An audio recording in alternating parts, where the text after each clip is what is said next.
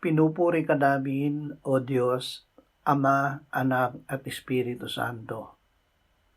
Salamat, Ama, na ibinigay mo sa amin si Jesus na iyong anak na namatay para sa aming kasalanan, iyong muling binuhay, iniakyat at iniluklok sa iyong kanan sa langit.